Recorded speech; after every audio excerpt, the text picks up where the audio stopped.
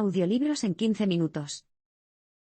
Suscríbete al canal y explora un nuevo libro cada día. El interés de Nelson Mandela por la justicia social comenzó durante su infancia en una zona rural de Sudáfrica. Nelson Mandela apenas necesita presentación. La historia de su vida es una historia clásica de la lucha de un hombre contra la opresión, y sin duda la contaremos en los próximos años. Mandela nació en 1918 en Mbezo, un pequeño pueblo de la campiña sudafricana. Pertenecía a la tribu Xhosa, un orgulloso grupo étnico que valoraba mucho la ley, la cortesía y la educación. Al nacer, se llamaba Rolihlahla, que significa creador de problemas en el idioma Xhosa. El padre de Mandela, Gadla Henry Mfakanyiswa, era un jefe de la tribu, una distinción que tradicionalmente le habría otorgado un alto estatus social en la comunidad. Sin embargo, la influencia británica había debilitado la autoridad de los jefes tribales, por lo que el cargo tenía poca influencia política en ese momento.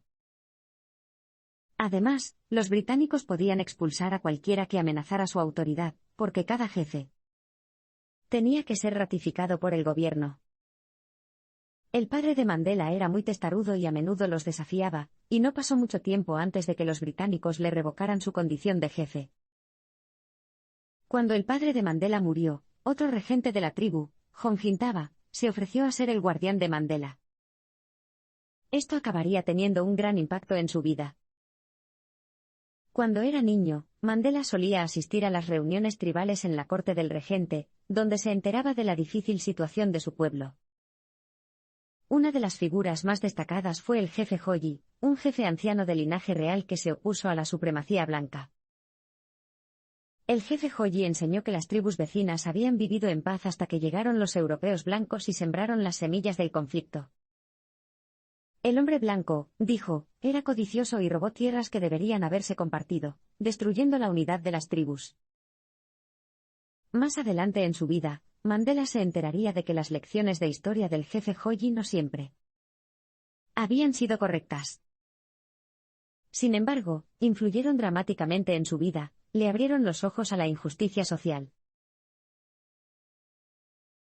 Mandela y sus compañeros luchadores por la libertad africanos contaron con un amplio apoyo de la comunidad internacional, que presionó al gobierno sudafricano. Los guardias de Robben Island se volvieron gradualmente menos estrictos con los prisioneros a medida que pasaba el tiempo, pero la situación fuera solo empeoró. Sin embargo, también había señales de esperanza. La década de 1970 vio un aumento de las protestas masivas en África, y comenzó a surgir una nueva generación más militante de luchadores por la libertad. Mandela y los demás presos tenían acceso limitado a las noticias, pero lograron enterarse de un levantamiento en 1976.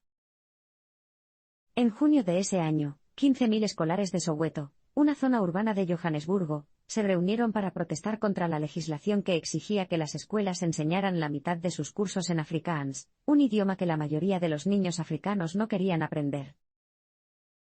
Una vez más, la policía abrió fuego contra la multitud sin previo aviso y mató a Hector Peterson, un niño de 13 años, junto con muchas otras personas. 2 hombres blancos también fueron apedreados hasta la muerte. Los hechos provocaron disturbios y protestas en todo el país. Muchos de los miembros de la nueva generación de luchadores por la libertad sudafricanos eran más agresivos y militantes.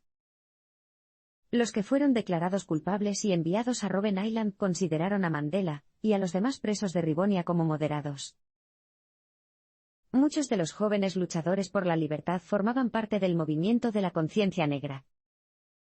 Creían que el hombre negro tenía que liberarse de su sensación de inferioridad con respecto a los blancos para poder liberarse de la opresión.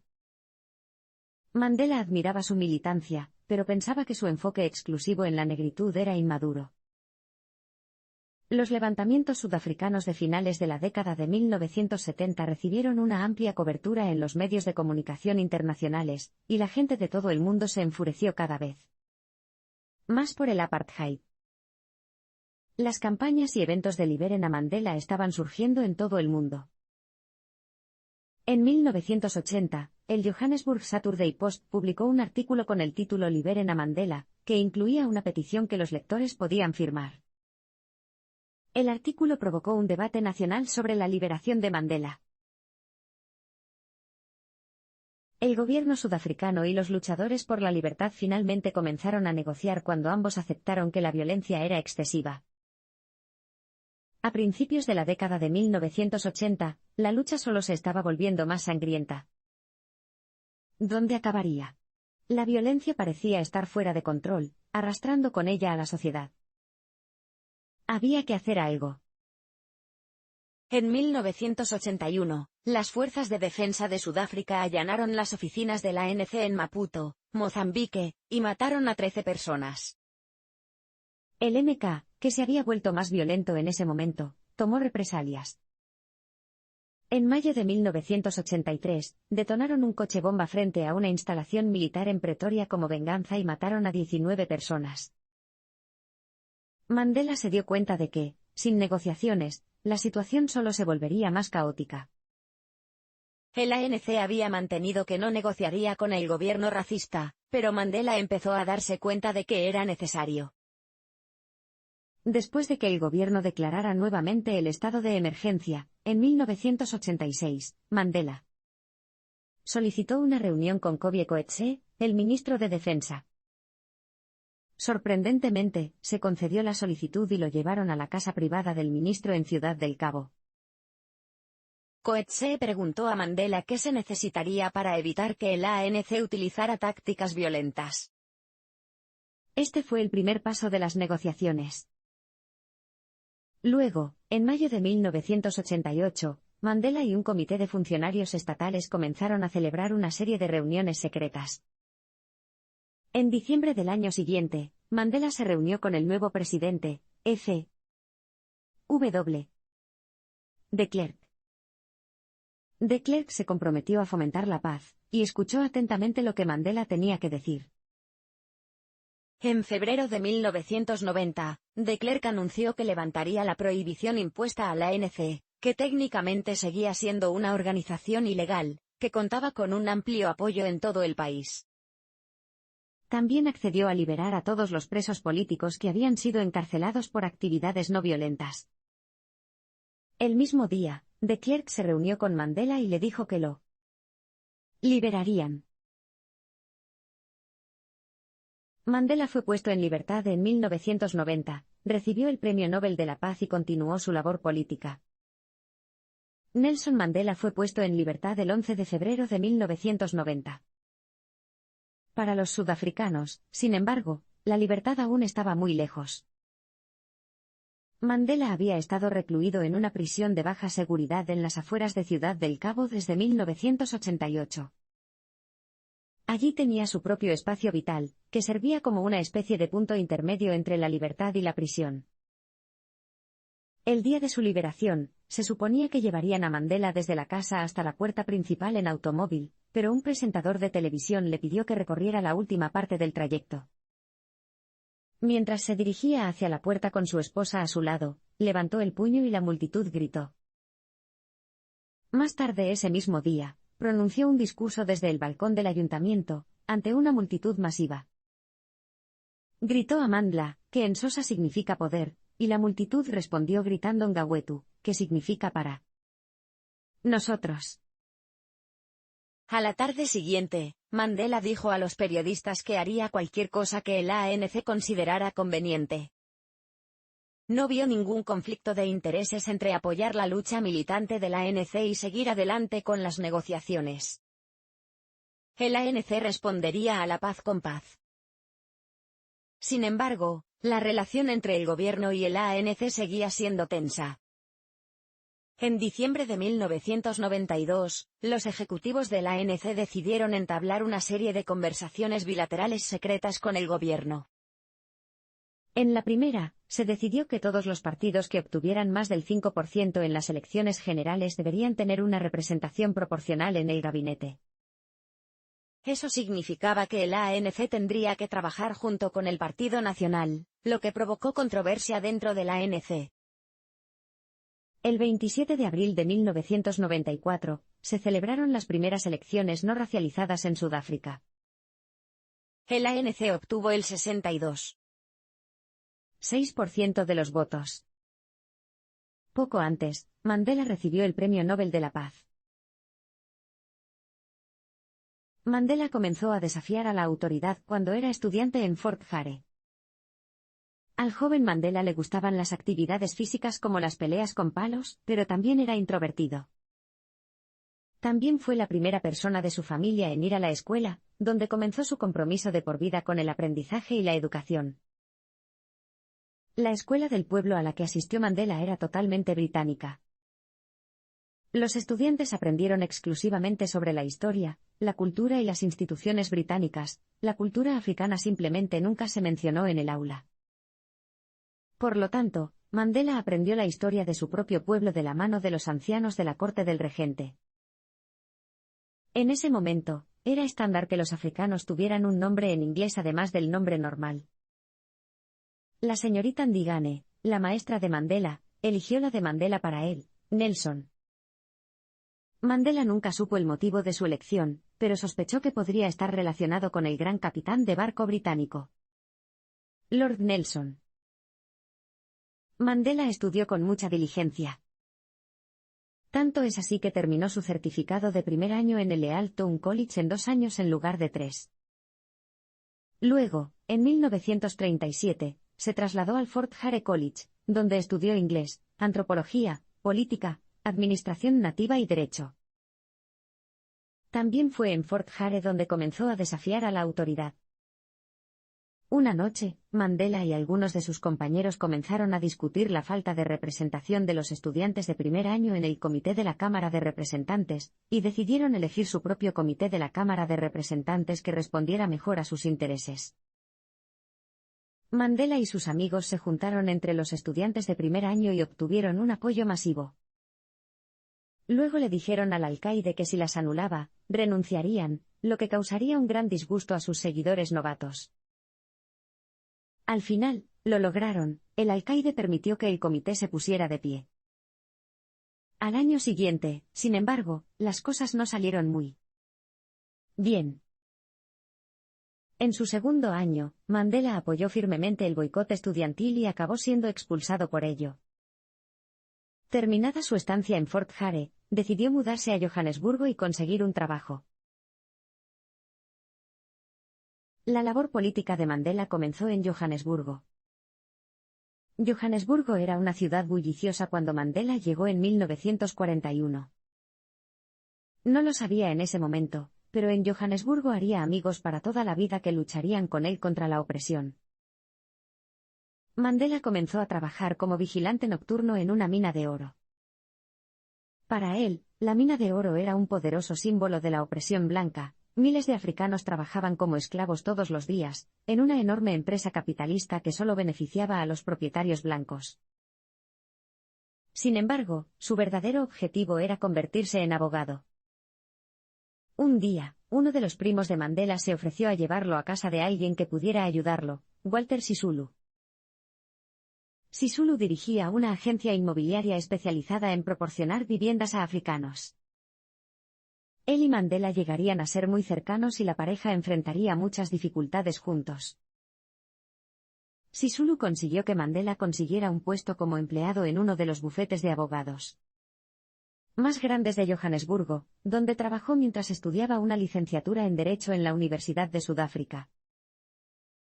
Uno de los colegas de Mandela, Gaur Radebe, el único empleado negro de la empresa, era un miembro destacado del Congreso Nacional Africano, ANC. El ANC se fundó en 1912, lo que la convierte en la organización nacional africana más antigua del país. Su objetivo era garantizar la ciudadanía plena para todos los africanos de Sudáfrica. Gaur creía que el ANC era la mejor esperanza de cambio en el país y, muy pronto, Mandela comenzó a asistir a las reuniones del ANC con él. Mandela conoció por primera vez el verdadero activismo político en 1943, durante un boicot a los autobuses en protesta por el aumento de las tarifas de los autobuses. Mandela se convirtió en un participante activo del boicot, no solo en un observador. Marchar junto a su gente fue estimulante y fortalecedor.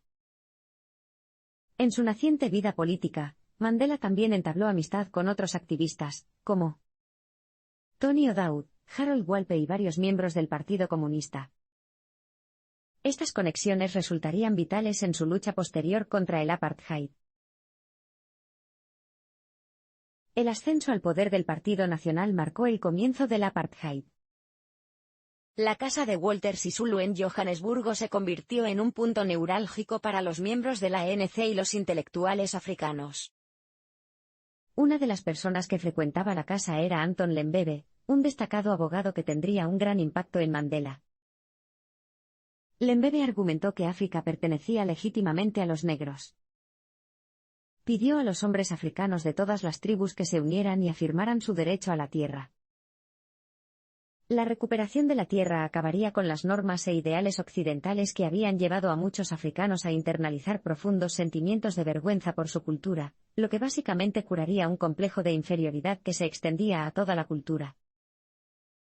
Mandela, Sisulu, Lembede y algunos otros finalmente fueron a ver al Dr. Zuma, el jefe de la ANC en ese momento. Sugirieron que el ANC creara una liga juvenil para reunir apoyo, ya que la organización aún era algo pequeña. Al principio, el Dr. Zuma dudó porque pensaba que las masas africanas no podían organizarse, pero, en 1944, accedió a formar la Liga de la Juventud. Y luego, en 1948, ocurrió algo sorprendente: el Partido Nacional del Dr. Daniel Malan ganó las elecciones generales. El Partido Nacional había llevado a cabo una campaña política llamada Apartheid, que significa separación en Afrikaans.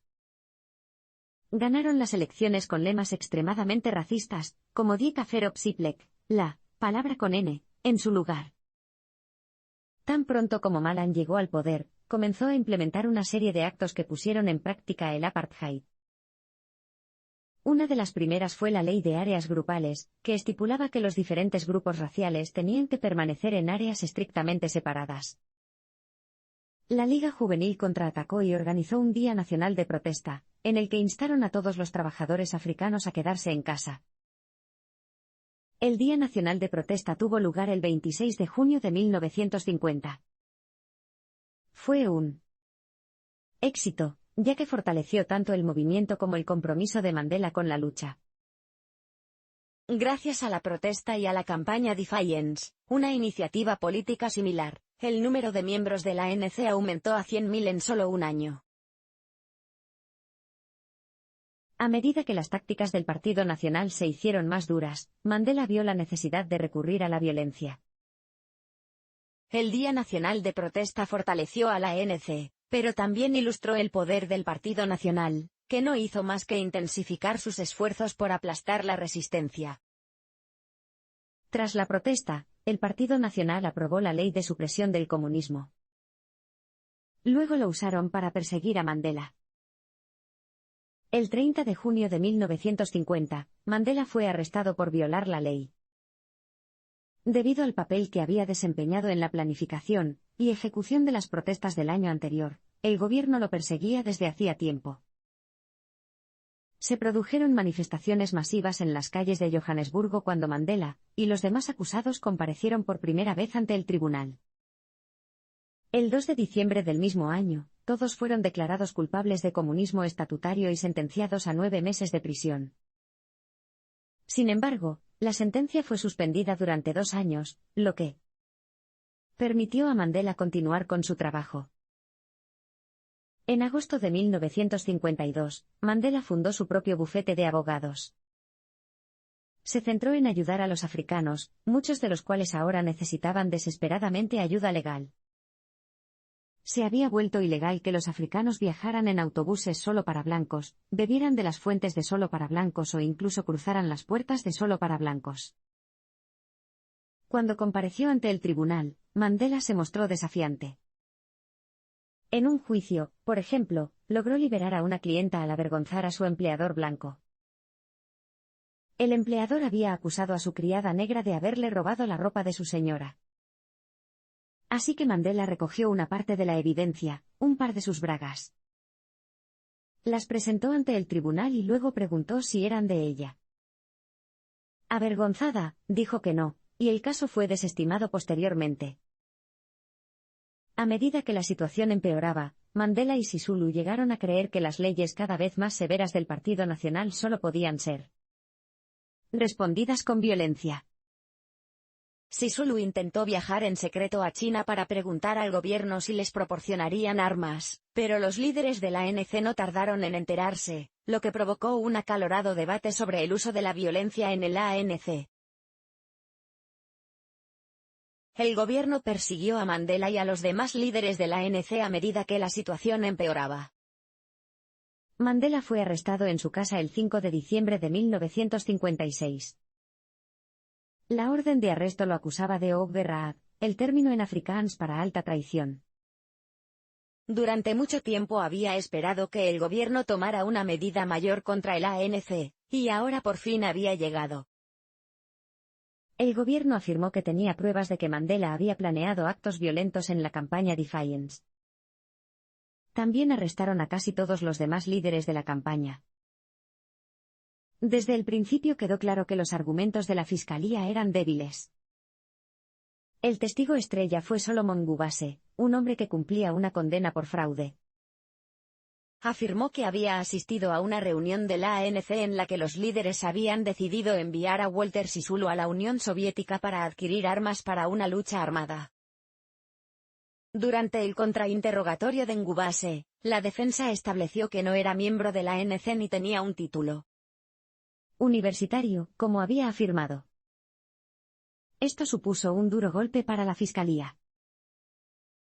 A medida que el caso judicial se prolongaba, la lucha se desataba afuera.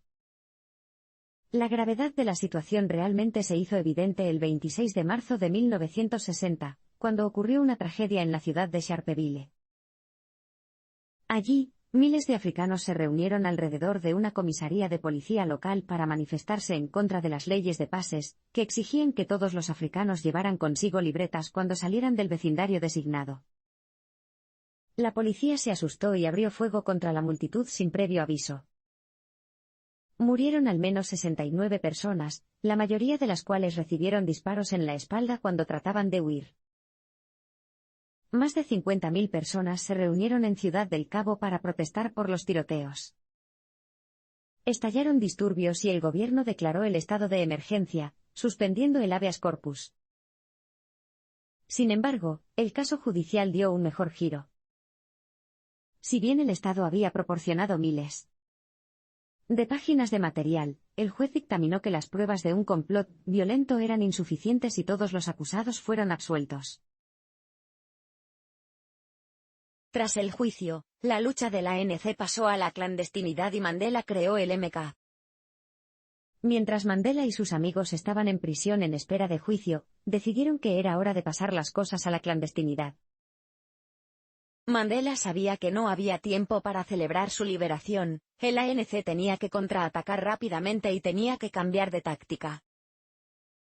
El debate sobre la violencia en el ANC ya había durado algunos años. En una reunión ejecutiva secreta, en 1961, Mandela argumentó que el Estado no había dejado otra opción al ANC. Sin embargo, la dirección del ANC decidió que el partido mantendría una política oficial de no violencia. Sin embargo, Mandela podría crear una organización militante dentro de él.